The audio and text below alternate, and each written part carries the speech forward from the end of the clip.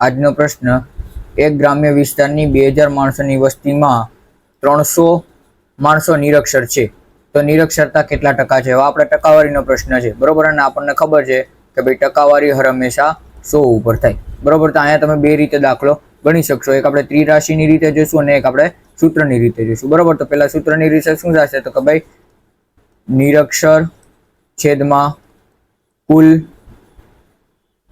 વસ્તી ગુણ્યા 100, બરોબર. નિરક્ષર કેટલા છે તો કે ભાઈ 300 અને કુલ વસ્તી આપણી થશે 2000.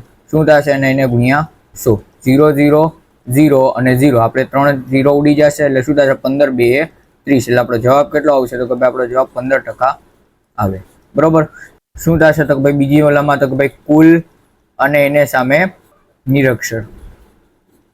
શું થશે? કુલ અને એની સામે નિરક્ષર, બરોબર.